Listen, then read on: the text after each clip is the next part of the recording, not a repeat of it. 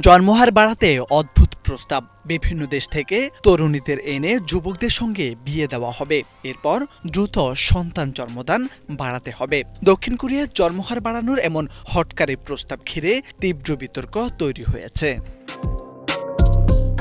দক্ষিণ কোরিয়ার দক্ষিণ জিন্দো কাউন্টির প্রধান কিম হিংসু সম্প্রতি এক টাউন হল সভায় দেশটির ভয়াবহ জন্মহার সংকট নিয়ে কথা বলতে গিয়ে বলেন, জনসংখ্যা বাড়াতে ভিয়েতনাম বা শ্রীলঙ্কা থেকে তরুণীদের এনে গ্রামে বসবাসরত অবিবাহিত পুরুষদের সঙ্গে বিয়ে দেওয়ার ব্যবস্থা করা যেতে পারে। তার এই বক্তব্য টেলিভিশনে সম্প্রচার হওয়ার পরপরই দেশজুড়ে তীব্র ক্ষোভের সৃষ্টি হয়েছে। সম্প্রতি এমন বিতর্কের ঝড় উঠতেই দ্রুত পদক্ষেপ নেয় ক্ষমতাসীন ডেমোক্রেটিক পার্টি। সর্বসম্মত সিদ্ধান্তে কিম হিংসুকে দল থেকে বহিষ্কার করা হয়।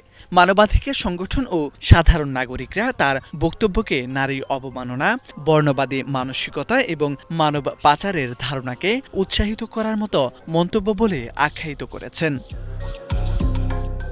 বিরূপ প্রতিক্রিয়ার মুখে কিম হিংসু পরে অবশ্য নিজের বক্তব্যে দুঃখ প্রকাশ করে দাবি করেন, গ্রামীণ অঞ্চলে জনসংখ্যা কমে যাওয়ার বিষয়টির গুরুত্ব বোঝাতে অনুপযুক্ত ভাষা ব্যবহার করেছেন। এদিকে বিশ্বে সবচেয়ে কম জন্মহারের দেশ হিসেবে বর্তমানে দক্ষিণ কোরিয়ার অবস্থান উদ্বেগজনক পর্যায়ে পৌঁছেছে। প্রায় 5 কোটি জনসংখ্যার এই দেশে জন্মহার ক্রমাগত কমে যাচ্ছে। বিশেষজ্ঞরা সতর্ক করে বলেছেন, বর্তমান ধারা অব্যাহত থাকলে আগামী 60 বছরের মধ্যে দেশটির জনসংখ্যা অর্ধেকে নেমে আসতে পারে। সংকট মোকাবেলায় প্রশাসনিক এলাকাগুলো একীভূত করার মতো পরিকল্পনাও বিবেচনায় রয়েছে।